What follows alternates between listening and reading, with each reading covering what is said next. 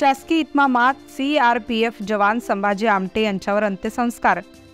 उमरखेड तालुक्यातील आदर्श गाव पिंपळदरी येथील 140 बटालियनचे CRPF जवान संभाजी आमटे यांचे हृदयविकाराच्या झटक्याने पुसद येथील हॉस्पिटलमध्ये उपचारादरम्यान शनिवार 14 सप्टेंबर रोजी 12 वाजताच्या दरम्यान दुःखद निधन झाले।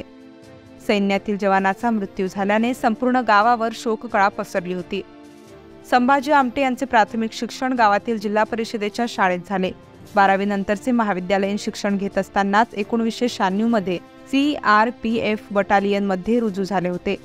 ते जम्मू काश्मीर, आसाम, मिझोरम, बिहार अशा देशातील अनेक राज्यात त्यांनी 28 वर्ष आपली सेवा बजावली होती। तर आता ते मणिपूर येथे आपले कर्तव्य बजावत होते।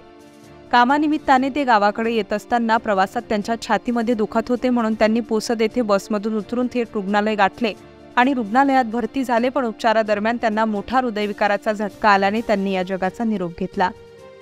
आज दिनांक 15 सप्टेंबर रोजी रविवारी दुपारी 1 वाजता त्यांचे पार्थिव त्यांच्या मूळ गावी पिंपळदरी येथे आणण्यात आले। CRPF बटालियनच्या जवानाकडून त्यांना मानवंदना देऊन शासकीय इतमामात त्यांच्यावर अंत्यसंस्कार करण्यात आले। त्यांच्या अंत्यविधीसाठी जिल्हा परिषद माजी अर्थ व बांधकाम सभापती तातूभाऊ देशमुख, विश्वकपाल धुडतुळे, बाजार समितीचे उपसभापती मंचकराव चौहान, बाळासाहेब देशमुख यांच्यासह मोठ्या प्रमाणात राजकीय सामाजिक क्षेत्रातील मान्यवर मोठ्या संख्येने गावातील परिसरातील ग्रामस्थ उपस्थित होते। तर प्रशासनामार्फत पोफाळी पोलीस स्टेशनचे PSI आशिष झिमटे व CRPF जवानांची तुकडी उपस्थित होती। या सर्वांच्या उपस्थितीत साश्रू नयनांनी त्यांना शेवटचा निरोप दिला। न्यूज 15 मराठीसाठी प्रतिनिधी किरण मुक्कावार, उमरखेड, यवतमाळ।